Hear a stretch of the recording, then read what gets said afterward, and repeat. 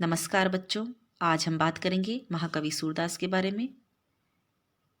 आज के इस वीडियो में हम आपके पाठ्यक्रम में सूरदास जी के जो पद हैं उनकी व्याख्या करेंगे। उनके पदों के अर्थ और भावार्थ को समझेंगे। तो काव्य के अर्थ और भावार्थ को समझने से पहले देखिए बच्चों, सूरदास जी के बारे में कुछ बातें आपको मालूम होनी चाहिए। महाकवि सूरदास का जन्म संवत 1540 माना जाता है और इनकी मृत्यु का जो समय है बच्चों, वह संवत 1620 स्वीकार किया गया है। बच्चों, सूरदास भक्ति काल में कृष्ण भक्ति काव्यधारा के मुख्य प्रतिनिधि कवि और सर्वश्रेष्ठ कवि माने जाते हैं और ऐसा कहा जाता है कि ये जन्म से ही अंधे थे। इनके गुरु वल्लभाचार्य थे और बचपन से ही देखिए भगवान में इनकी गहरी आस्था थी। ब्रज में गौ घाट पर श्रीनाथ जी के मंदिर में रहकर कृष्ण की भक्ति में तन्मय होकर नित्य नए पद बनाकर भगवान को अर्पित करना इनका प्रमुख कार्य था। ये रोज एक पद बनाकर भगवान को अर्पित करते थे और इस तरह से देखिए बच्चों, इनके लिखे हुए 1.25 लाख पद हैं। सूरसागर, सूरसारावली और साहित्य लहरी इनके प्रसिद्ध काव्य ग्रंथ हैं।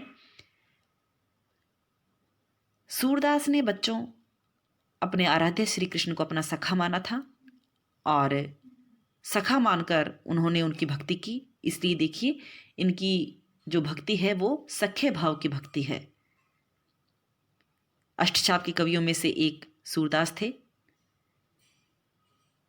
और अगर काव्य के बारे में हम बात करें तो वात्सल्य और श्रृंगार रस की प्रमुखता इनकी काव्य में हमें नजर आती है।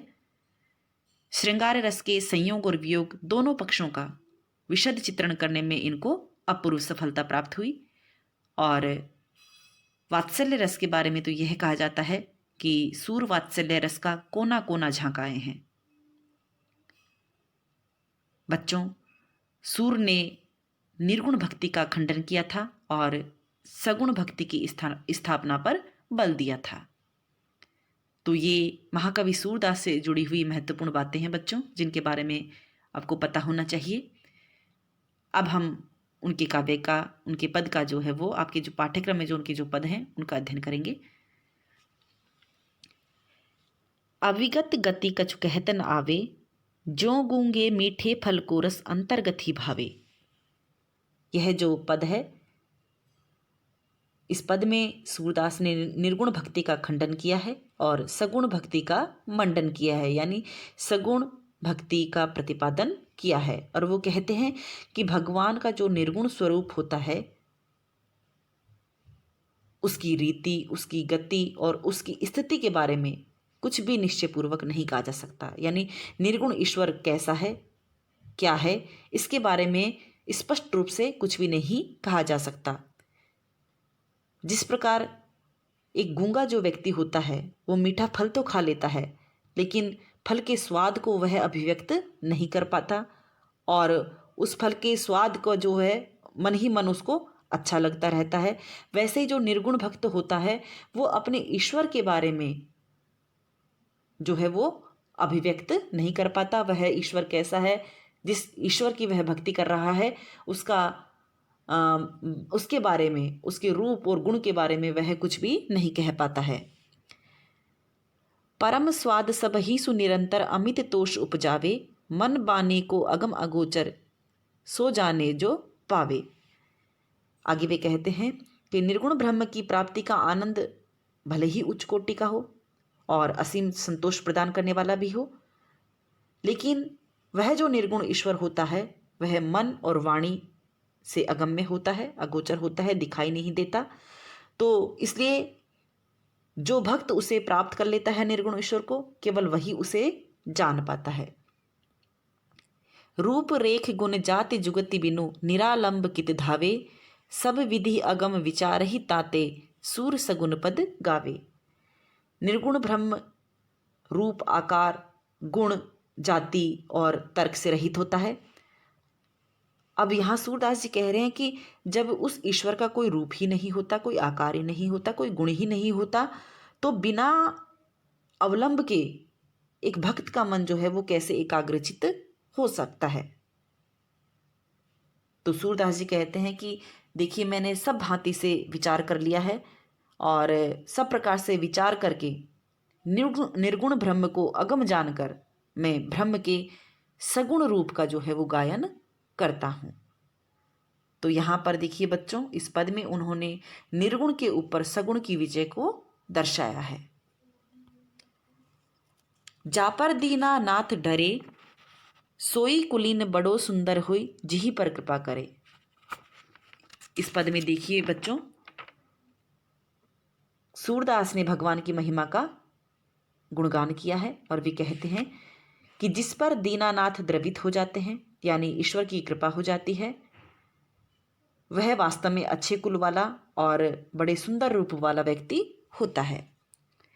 कौन विभीषण रंक निशाचर, हरि हंसी छत्र धरे, राजा कौन बड़ो रावण ते, गर्व ही गर्व करे। अब उदाहरणों के माध्यम से वो समझा रहे हैं कि विभीषण कौन था, एक निर्धन राक्षस मात्र, लेकिन जब भगवान की उस पर कृपा हुई तो उसे लंका का सम्राट बना दिया गया। आप सभी जानते हैं बच्चों कि विभीषण रावण का छोटा भाई था, लेकिन उन्होंने राम का साथ दिया था। और वे कहते हैं कि रावण से बड़ा राजा कौन हुआ, बहुत ही पराक्रमी और शक्तिशाली राजा, लेकिन उसका जो घमंड था वह चकनाचूर हुआ। रंकव कौन सुधामा होते, आप समान करे, अधम कौन है अजा मिलते, जम तह जात डरे।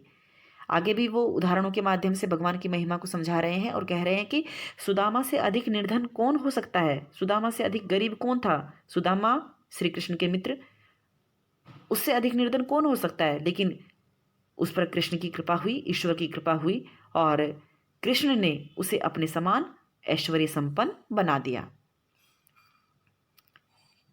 अजामिल से अधम कौन हो सकता है, किंतु भगवान की कृपा से यमदूत उसके पास जाने से डरने लगे।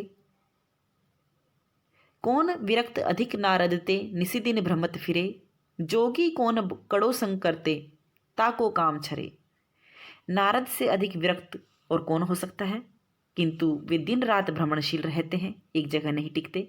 और शंकर से बड़ा योगी कौन है, किंतु उन्हें भी कामदेव ने छला। अधिक कुरूप कौन कुबिजाते, हरिपति पाए तरे, अधिक स्वरूप कौन सीताते, जन्म वियोग भरे। कुब्जा जो दासी थी, उससे अधिक कुरूप कौन हो सकती है, एक कुबड़ी दासी, किंतु भगवान जैसे पति को प्राप्त करके वह तर गई, भगवान का प्रेम उसे मिला। और सीता से अधिक रूपवती स्त्री कौन थी, किंतु उन्हें भी देखिए वियोग में अपना जीवन व्यतीत करना पड़ा। यह गतिमति जाने नहीं को, किही रस रसिक ढरे, सूरदास भगवंत भजन बिनु फिर फिर जटर जरे। भगवान की यह गति और मति कोई नहीं जानता कि किस रस में वे रसिक होकर ढल जाएंगे, अर्थात भक्त की किस विशेषता पर वे प्रसन्न हो जाएंगे, इसके बारे में कोई कुछ नहीं कह सकता। सूरदास जी कहते हैं कि भगवान के भजन के बिना बार बार जो जठराग्नि है, यानी पेट की ज्वाला में जलना पड़ता है, अर्थात गर्भवास के कष्ट से हमें गुजरना पड़ता है, जन्म मरण के चक्र से हमें छुटकारा नहीं मिलता है। आजू हो एक एक करी टरी हो, के तुम ही के हम ही माधो, अपने भरोसे लरी हो। इस पद में देखिए बच्चों, सूरदास ने कृष्ण के प्रति अपनी विनती प्रकट की है और वे कहते हैं कि हे प्रभु, आज मैं एक एक करके आपसे अपने पापों का निपटारा कराऊंगा। देखिए बच्चों, जैसा कि मैंने अभी आपको बताया, सूरदास ने देखिए कृष्ण को अपना सखा माना और उन्होंने सख्य भाव से भक्ति की है, इसलिए देखिए वो कृष्ण के प्रति विनती प्रकट करते हुए भी जिस तरह से अधिकार भावना से उनसे याचना कर रहे हैं और वो कह रहे हैं कि आज की लड़ाई में मैंने यह तय कर लिया है कि या तो मैं पतित यानी पापी रह जाऊंगा या फिर तुम ही पतित पावन रह जाओगे।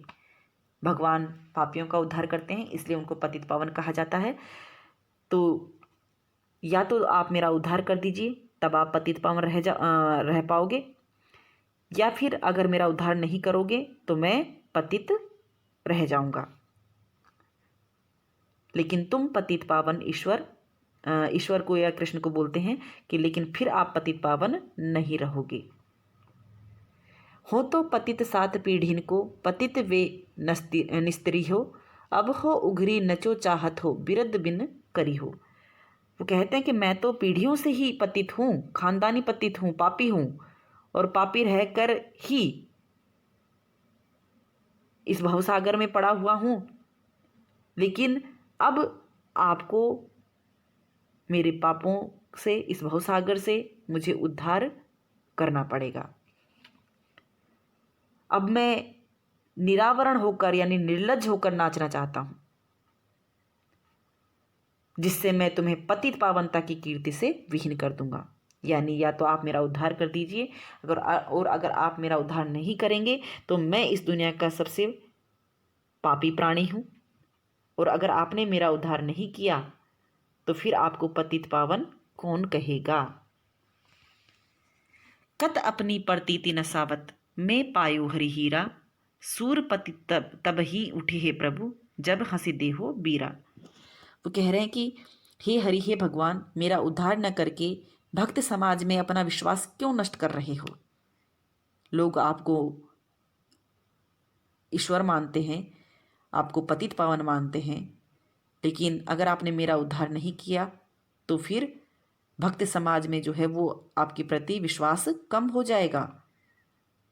मैंने तो तुम्हारी पवित्र पावनता में विश्वास रूपी हीरा पा लिया है। हे प्रभु, यह पतित सूर, यानी वो स्वयं के बारे में कह रहे हैं कि यह पतित सूर तुम्हारे द्वार से तभी उठेगा जब आप प्रसन्न होकर मेरा उद्धार कर देंगे, मुझे अपनी सेवा में ले लेंगे और हमेशा मुझे अपना सामीप्य प्रदान करेंगे। तो इस पद में बच्चों सूर ने अपने आराध्य देव से उनका सामीप्य पाने के लिए विनती की है। अब मैं नाचो बहुत गोपाल, काम क्रोध को पहिरी चोलना, कंठ विषय की माल। इस पद में सूरदास ने अपने इष्ट देव आराध्य श्री कृष्ण से विनती की है और कहते हैं कि हे गोपाल, माया के वश में होकर मैं बहुत नाच चुका हूँ, यानी सांसारिक विषय वासनाओं में मैं अब तक फंसा हुआ हूँ। मैंने काम और क्रोध का जो है वो जामा पहन रखा है और गले में मैंने विषय वासनाओं रूपी माला जो है वो धारण कर रखी है। महामोह के नुपुर बाजत निंदा शब्द रसाल, भ्रम भोयो मन भयो पखावज, चलत असंगत चाल। और मेरे पैरों में जो है वो माया मोह रूपी घुंघरू बंधे हुए हैं। मेरी जीवा से रसीले शब्द नहीं निकलते, अपितु दूसरों की बुराई से संबंधित शब्द ही ज्यादा निकल रहे हैं। ब्रह्म रूपी माया से मोहित मेरा मन रूपी पखावज अनेक असंगत चाल चलता रहता है, यानी मेरा जो मन है वो कुमार्ग पर चलता है। तृष्णा नाद करति घट भीतर, नाना विधि दे ताल, माया को कटी फेटा बांध्यो, लोभ तिलक दियो भाल। मेरे हृदय रूपी घट में तृष्णा रूपी नाद अनेक ताल देकर गुंजायमान होता रहता है, यानी अपने हृदय में जो तृष्णा विद्यमान है उसके बारे में वे बात कर रहे हैं। और आगे भी कहते कि मैंने कमर में माया रूपी फेंट जो है वो बांध लिया है और मस्तक पर जो है वह लोभ का तिलक दिया हुआ है। यानी वो ये बताना चाह रहे हैं बच्चों यहाँ पर कि मेरा जो पूरा शरीर है वो विषय वासनाओं में रमा हुआ है। हर एक अंग जो है वो मेरा माया मोह से जकड़ा हुआ है। कोटिक कला काछि दिखराई, जल थल सुधि नहीं काल, सूरदास की सबे अविद्या, दूरी करो नंदलाल। वो कहते हैं कि माया की वशीभूत होकर मैंने जल और थल में करोड़ों प्राणियों के रूप धारण करके कितनी कलाएं मैंने दिखाई, लेकिन हे नंदलाल, अब आप मेरी सारी अविद्या को दूर कर दीजिए, मेरी सारी अज्ञानता को दूर कर दीजिए और मुझे इस माया मोह से मुक्त कर दीजिए। तो यह जो पद है वो भक्ति से संबंधित पद है बच्चों, और इसमें सूर ने भगवान कृष्ण से अपने उद्धार की प्रार्थना की है। मेरो मन अनत कहाँ सुख पावे, जैसे उड़ी जहाज को पंछी फिर जहाज पर आवे। इस पद में कवि ने अपने इष्ट देव कृष्ण के प्रति अपनी अनन्य निष्ठा और भक्ति भावना का प्रतिपादन किया है बच्चों, उसको प्रस्तुत किया है अपनी भक्ति भावना को। और वो सूरदास जी कहते हैं कि हे प्रभु, आपके बिना मेरा जो मन है वो कहीं पर भी सुख प्राप्त नहीं कर सकता। जैसे समुद्र के बीच में अगर कोई जहाज पर कोई पक्षी बैठा हुआ है तो उसको कोई जहाज के अलावा कोई दूसरा सहारा प्राप्त नहीं होता और वह बार बार उड़कर उसी जहाज पर वापस आ बैठता है। इसी तरह से देखिए मेरी जो मन है उसकी स्थिति उसी तरह से हो रही है। कमल नयन को छाड़ी महात्म और देव को ध्यावे, परम गंग को छाड़ी पियासो दुर्मति कूप खनावे।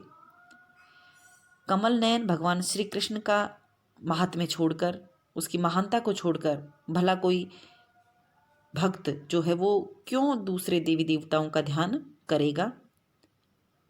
हे प्रभु, आपको छोड़कर अगर कोई व्यक्ति किसी और अन्य देव की आराधना करता है तो वह जो कार्य होगा वो वैसा ही मूर्खतापूर्ण कार्य होगा जैसे प्यास बुझाने के लिए कोई गंगा के पवित्र जल को छोड़कर कुआं खोदने का कार्य करें।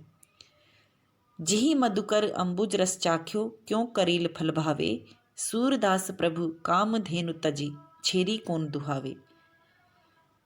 वो कहते हैं कि जिस प्रकार भ्रमर ने कमल के मकरंद का स्वाद पा लिया है, उसे करील के कसीले फल क्यों अच्छे लगने लगेंगे।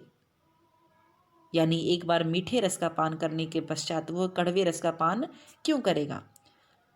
तो सूरदास कहते हैं कि हे प्रभु, भला ऐसा कौन होगा जो कामधेनु का त्याग करके बकरी को दुहेगा।